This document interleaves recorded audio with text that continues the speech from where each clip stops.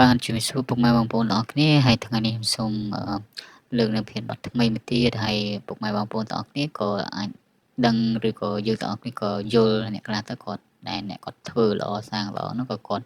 យល់ពីខ្លួនគាត់ហើយក៏អ្នកដែលគាត់មានកំហុសក៏គាត់យល់ថាខ្លួនគាត់ក៏វាមានកំហុសដូចគ្នាដែរអញ្ចឹងទៅខ្ញុំក៏លើកប្រធានបទមួយដែលនិយាយពីគ្មាននរណាល្អគ្រប់10ទេអញ្ចឹងទៅប្រធានបទមួយនេះគឺខ្ញុំក៏អាចនិយាយបានថាខ្ញុំធ្លាប់និយាយពីលើកមុនដែរតែនេះជាអាចថាថមកវគ្គទៀតដែលយើងអាចនិយាយបានថាជាប្រធានបទតែដើមឆ្នាំថ្មីដែលយើងទាំងអស់គ្នាអ្នកខ្លះទៅក៏ព្យាយាមធ្វើរឿងល្អជាច្រើនអញ្ចឹងយើងលើកទៅសារពីអ្នកដែលគាត់បានធ្វើរឿងល្អជាច្រើនដែលគាត់បានសាងអំពើល្អទៅជួយអ្នកដទៃមិនថាពួកគាត់អាចធ្វើបានប៉ុណ្ណាឬក៏យើងគិតថាអ្នកខ្លះវិញគាត់ធ្វើអំពើល្អតាំងពីគាត់នៅតាំងពីក្មេងរហូតដល់គាត់ចាស់ឬក៏យើងមិនដឹងថាជីវិតយើងអាចរស់បានប៉ុណ្ណាយើងព្យាយាមសាងតែអំពើល្អសម្រាប់ខ្លួនយើងបន្តទៀតទៅតអំពើល្អហ្នឹងគឺវាអត់ចេះសាបសូន្យទេបងប្អូនតែសារអំពើល្អហ្នឹងគឺវាមានភាពស្រស់ស្អាតហើយនឹងវាមានភាពបើខ្ញុំមើលវិញគឺអាចថាវាមានភាពស្រស់ស្អាតនៅក្នុងហ្នឹងហើយវាមានចិត្តដែលល្អហើយក៏យើងអាចថាជួយអ្នកដទៃហើយគឺចិត្តយើងទាំងអស់គ្នាមានអារម្មណ៍ថាវាជាសេចក្តីសុខផងយើងអ្នកដែលគាត់បានធ្វើអំពើល្អហើយអ្នកដែលគាត់កាន់ភ្ជាប់ជួនទៅលើសាសនាឬក៏និយាយទៅឲ្យតែសាសនាណាដែលបរៀនមនុស្សទៅធ្វើល្អគឺគាត់បានប្រកាន់ភ្ជាប់ទៅរឿងហ្នឹងវាមានអារម្មណ៍ថាយើងពិតជាមានអារម្មណ៍សប្បាយចិត្តជាសេចក្តីសុខសម្រាប់ផ្លូវកាយផ្លូវចិត្តផងយើងដែរដោយសារតែយើងបានផ្សារភ្ជាប់ជាមួយនឹងរឿងអំពើល្អហើយនឹងក៏បានផ្សារភ្ជាប់ជាមួយនឹងសាសនាដែលយើងបានកាន់ភ្ជាប់ជួនរហូតមកដល់សប្តាហ៍នេះហើយក៏អ្នកខ្លះវិញក៏គាត់បានធ្វើរឿងអាក្រក់ទៅបានន័យថាពេលខ្លះគាត់គិតថាគាត់ធ្វើរឿងនោះវាខុសធ្វើរឿងនោះវាចេះតែធ្វើទៅរឿងបាបកម្មនោះវាធ្វើទុកទោសទៅដល់អ្នកដទៃធ្វើឲ្យអ្នកដទៃដូចថារងទុក្ខឬក៏រងការឈឺចាប់ឬក៏អាចថាពួកគាត់នឹងធ្វើទៅវាអាចថាគាត់ស្ដាយណាកំហុសដែលពួកគាត់ធ្វើដែរមិនថាពួកបងប្អូនមិនថាខ្ញុំឬក៏អ្នកបានស្ដាប់ទេតែពេលដែលយើងធ្វើអីមួយដែលយើងខុសយើងទាំងអស់គ្នាមានអារម្មណ៍ថាយើងមានអារម្មណ៍ថាស្ដាយនៅពេលដែលកំហុសដែលយើងកើតមានបើសិនជាអ្នកដែលមានជីវភាពគ្រួសារឬក៏នៅក្នុងស្ថានភាពល្អដែលបានជួបរឿងរ៉ាវទាំងអស់ហ្នឹងវិញហត់តែមានអារម្មណ៍ថាយើងវាមិនគួរជួបរឿងហ្នឹងហើយឪពុកម្ដាយយើងជាអ្នកក្រយើងអ្នកអត់ចឹងទៅវាមានអ្នកសាងអាក្រក់សាងបាបកម្មហ្នឹងធ្វើបាបគ្នាទៀតអាខ្លះក្រុមហ៊ុនប្រកួតប្រជែងបាននិយាយធ្វើរឿងអាក្រក់ចឹងទៅសូម្បីតែយើងបង្កើតកំហុសមួយឬមានកំហុសមួយយើងមានអារម្មណ៍ស្ដាយហើយសូម្បីយើងទៅស្ដីឲ្យមើលងាយគេឬក៏យើងគិតទៅយើងមិនឲ្យរបៀបថាតើឲ្យតម្លៃមនុស្សឬក៏យើងគិតថាយើងទៅសាងបាបកម្មអីមួយនៅតែមានអារម្មណ៍ថានៅតែស្ដាយក្រោយចុះទម្រាំយើងទាំងអស់គ្នាយើងកើតមកជាមនុស្សបើសិនជាយើងអត់បានធ្វើអាក្រក់ពេញមួយជីវិតណាពេលដែលយើងស្លាប់ទៅចិត្តយើងក៏វាស្រស់ស្អាតរូបរាងកាយយើងវាល្មមសមប៉ុណ្ណាទេប៉ុន្តែរូបរាងអ្នកខ្លះល្អអាក្រក់ស្អាតអីចឹងទៅជារឿងមួយដែលរូបរាងខាងក្រៅផងយើងទេប៉ុន្តែសួរថាចិត្តផងយើងនេះដែលយើងបានលាងសម្អាតដែលចិត្តយើងឲ្យវាជ្រះឆ្លាស់ពីអំពើអាក្រក់សាងបាបកម្មនៅប៉ុន្តែខ្ញុំជឿថាអ្នកទាំងអស់គ្នាក៏វាមានចិត្តដែរថាយើងស្រឡាញ់នេះយើងអត់ចូលចិត្តនេះយើងស្អប់នេះឬក៏យើងចំណែនឈ្នានេះអញ្ចឹងវាតែងតែកើតមានប៉ុន្តែយើងអត់ទៅបំផ្លាញជីវិតគេឬក៏សាងអាក្រក់ទៅលើអ្នកដទៃបើសិនជាអ្នកស្គាល់គ្នាឬក៏អ្នកបានរៀនជាមួយគ្នាឬក៏អ្នកបានធ្វើការជាមួយគ្នាទៀតហ្នឹងគឺយើងអត់ទៅសាងអាក្រក់សាងបាបកម្មនេះបើន័យថាបើសិនជាយើងប្រកាន់ភ្ជាប់នៅអំពើល្អនៅក្នុងចិត្តផុនយើងគឺយើងរៀនលាងសម្អាតចិត្តផុនយើងចេញឲ្យជ្រះពីអំពើបាបហ្នឹងគឺយើងមានអារម្មណ៍ថាយើងនៅតែសប្បាយចិត្តសូម្បីយើងទៅធ្វើការវិញយើងមិនខ្វល់ថាហេតុអីបានជាមនុស្សហ្នឹងចិត្តទៅចំណែនគ្នារឿងលុយកាក់ចំណែនគ្នារឿងធ្វើការឬក៏យើងអាចចំណែនគ្នាលើការងារផ្សេងៗវាតែងតែមានតិចតួចប៉ុន្តែយកទៅសាងអាក្រក់សាងបាបកម្មលើគ្នាបានថាមនុស្សហ្នឹងគឺគាត់បានគ្រប់គ្រងអារម្មណ៍គាត់មិនទៅបំពេញគេទៅឈ្នានេះគេឬក៏គិតថាមានភាពលុបលន់នៅក្នុងខ្លួនបានទៅធ្វើរឿងអាក្រក់ឬក៏មិនពេញចិត្តគ្នាឬក៏ចំណែនឈ្នានេះគ្នាទៅធ្វើកើតរឿងអាក្រក់ឬក៏សាងបាបកម្មអីផ្សេងខ្ញុំគិតថាបងប្អូនអ្នកដែលបានស្ដាប់ហ្នឹងក៏មានអារម្មណ៍ក៏ដូចជាខ្ញុំដែរឬក៏អ្នកដែលបានឆ្លងកាត់រឿងរ៉ាវទាំងអស់ហ្នឹងគឺគិតថាយើងមិនទៅសាងអាក្រក់ជាមួយគេតែគេមកបំពេញយើងឬក៏គេអាចថា ជន់បណ្ឌិតយើងឬក៏ឈ្នានីសយើងទៅបកការអីផ្សេងៗដែលយើងបានជួបនៅក្នុងឆាកជីវិតយើងមិនថា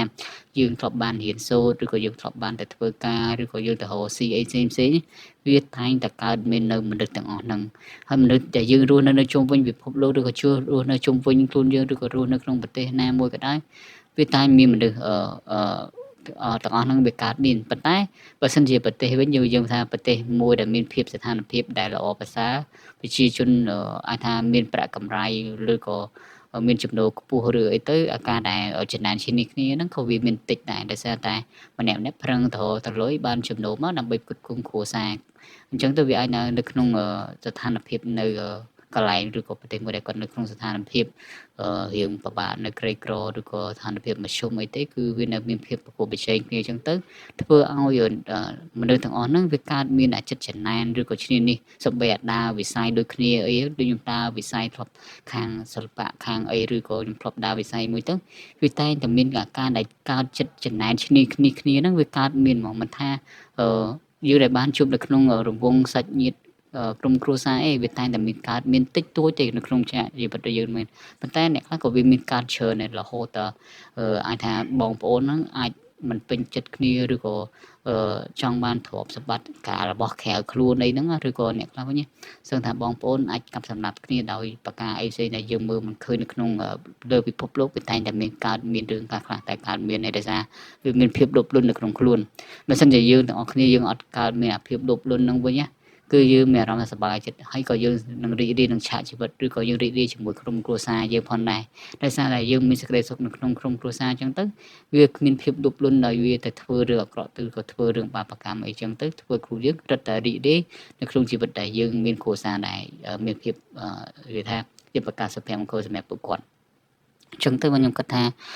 យើងម្នាក់គឺយើងមិនទៀមទាឲ្យយើងនឹងវាលោភលន់យើងទាំងធ្វើអាក្រក់ឈ្នានីសគ្នាឬក៏សាងបាបកម្មអីផ្សេងដោយចិត្តដែលយើងកាត់មកជាមនុស្សដូចគ្នាតែយើងទៅធ្វើរឿងអាក្រក់អញ្ចឹងខ្ញុំគិតថាបងប្អូនដែលបានស្ដាប់ឬក៏អ្នកបានឆ្លងកាត់រឿងរ៉ាវដែលបានដូចខ្ញុំឬក៏អ្នកបានឆ្លងកាត់នៅឆាកជីវិតដែលគាត់មានភាពជីវភាពដែលរៀងពិបាកក្រីក្រឬក៏មធ្យមអញ្ចឹងទៅគាត់ស្ថិតនៅក្នុងស្ថានភាពបែបហ្នឹងអញ្ចឹងទៅក៏គាត់យល់អារម្មណ៍ដែលពេលដែលយើងបានជួបដូចគ្នាហើយឬក៏អ្នកខ្លះរបៀបថាគាត់អាចថាតស៊ូពីក្រទៅមានក៏គាត់យល់ពីអារម្មណ៍ដូចគ្នាដែរដោយសារតែការដែលយើងឆ្លងកាត់នៅឆាកជីវិតរបស់យើងវាតែងតែជួបនៅស្ថានភាពឬក៏ស្ថានភាពគ្រួសារហ្នឹងវាខុសគ្នាចឹងទៅអ្នកខ្លះទៅក៏មិនចង់តែមានកំហុសមិនចង់តែសាងអាក្រក់សាងបាបកម្មអីចឹងទៅបានយើងវាជួបឬក៏យើងឆ្លងកាត់នៅក្នុងការដែលយើងចង់ជួយគ្រួសារឬក៏យើងចង់ជួយក្រុមគ្រួសារយើងឬក៏យើងព្យាយាមធ្វើអីដើម្បីគ្រួសារយើងទៅឬក៏យើងចង់បានលុយកាក់ចឹងទៅយើងព្យាយាមធ្វើទៅវាតែងតែជួបនឹងមនុស្សអត់ល្អទាំងអស់ហ្នឹងចឹងទៅយើងមិនចង់ទៅប៉ះពាល់ឬក៏យើងមិនទៅប្រឆាំងអ្នកណាឬក៏យើងមិនចង់ធ្វើអីអាក្រក់ទៅលើនរណាទេតែស្ថានភាពហ្នឹងគឺរុញច្រានយើងទៅធ្វើឬក៏យើងជួបរឿងហ្នឹងវាអាចជួបនៅស្ថានភាពបែបហ្នឹងទាំងអស់គ្នាដែលយើងនឹងឆ្លងកាត់ខ្ញុំមិនដឹងថាទៅអនាគតវានឹងអាចកើតមានអីទៀតតែអាការដែលកើតមានហ្នឹងវាគង់តែកើតមានដោយសារតែមនុស្សវាមានភាពលោភលន់ដល់មានភាពលោភលន់ចឹងទៅវាបង្កើតនៅធ្វើរឿងអាក្រក់ឬក៏សាងបាបកម្មឬក៏ការដែលចំណានឈ្នានីសហ្នឹងវានៅតែកើតមានបើសិនជាមនុស្សវាអាចលុបបំបាត់ឬក៏អាចថាពួកគាត់នឹងចេះវិធីក្នុងការដែលមិនទៅបំពេញឈ្នានីសគេឬក៏គាត់អាចយកការដែលមានធម៌ឬក៏គាត់អាចថាកាន់សាសនាអីចឹងទៅបរិញ្ញាឲ្យដើរទៅលើផ្លូវល្អនោះគឺវាអត់ទៅមានអីដែលយើងអាចទៅបំពេញឈ្នានីសឬក៏យើងសាងបាបកម្មទេឬក៏យើងអាចទប់នៅអាការដែលឈ្នានីសឬក៏ចិត្តនៅទប់កំណត់អាក្រក់ផងយើងហ្នឹងដោយសារយើងមានដូចថាឥឡូវដូចថាប្រពុតកាន់ទៅសាសនាប្រពុតព្រះយេស៊ូវឬក៏សាសនាអីផ្សេងៗហ្នឹងគឺបរិញ្ញាយើងកាន់ភ្ជាប់ជួនហើយយើងបានស្ដាប់ជួនកាលទៅយើងអាចនឹងស្ដាប់ទៅលើ channel YouTube ឬក៏ស្ដាប់ទៅតាមវត្តអីចឹងទៅគាត់មានការដែលគាត់បានពេលដែលយើងទៅវត្តទៅបាគឺមានលោកគាត់ឲ្យយើងស្ដាប់អីចឹងទៅគាត់នឹងប្រតិបត្តិតាមនឹងហើយក៏គាត់ដាស់តឿនអារម្មណ៍ខ្លួនគាត់មិនឲ្យទៅធ្វើរឿងអាក្រក់សាងបាបកម្មហើយក៏នៅតែ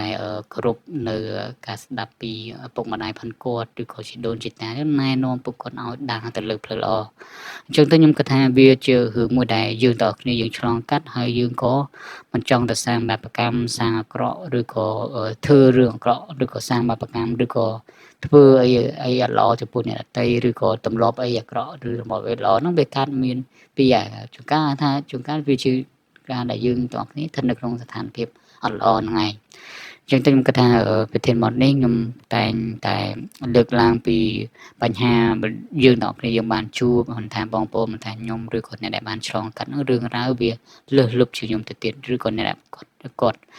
ចាស់ឬក៏អ៊ំអីចឹងទៅគាត់អាចនឹងឆ្លងកាត់រឿងរ៉ាវហ្នឹងអាចថាវាមានច្រើនជាងខ្ញុំហើយក៏ខ្ញុំគិតថា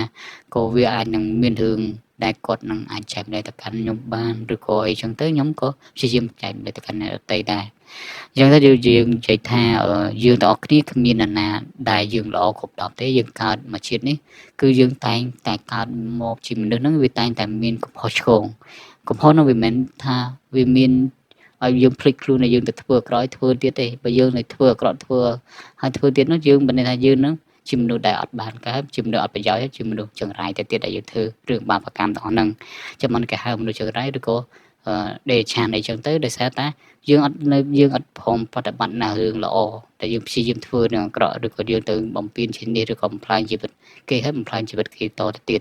អញ្ចឹងបាននិយាយថាយើងព្យាយាមកែរឿងអាក្រក់ផងយើងមកធ្វើរឿងល្អហ្នឹងអានឹងយើងអាចនឹងថាយើងវាក៏ជាមនុស្សដែរហើយយើងក៏មានតម្លៃជាមនុស្សដែរហើយយើងទាំងអស់គ្នាដូចយើងនិយាយថាយើងវាអត់មានទៅល្អទេគ្មាននរណាល្អជាងនរណាហើយគ្មាននរណាក៏វាអត់ល្អចោះសម្រាប់ជីវិតផងគាត់ដែរប៉ុន្តែយើងនឹងព្យាយាមដាស់តឿននៅកូនយើងជំនាន់ក្រោយឬក៏អ្នកដែលបានជួបយើងព្យាយាមនិយាយឬក៏ប្រាប់គាត់ពីអំពើល្អឬក៏អីធ្វើរឿងល្អហ្នឹងក៏ជាមួយដែលល្អដែរបើមិនជាមនុស្សហ្នឹងមិនស្ដាប់អានឹងជាសិទ្ធិបុគ្គលទេអញ្ចឹងទៅខ្ញុំគិតថាខ្ញុំក៏បានចែកម្លែកប្រធានបទនេះខ្ញុំនៅតែសប្បាយចិត្តទោះថាកំហុសដែលខ្ញុំកើតមានតាំងពីក្មេងរហូតមកដល់សប្តាហ៍ថ្ងៃនេះក៏ខ្ញុំនៅតែកើតមានហើយក៏ខ្ញុំតែងតែសុំទោសនៅរាល់កំហុសដែលកើតមានក៏យើងវាអត់ចង់ជួបហើយយើងមិនចង់សាងបាបកម្មលើនរណាដែរតែ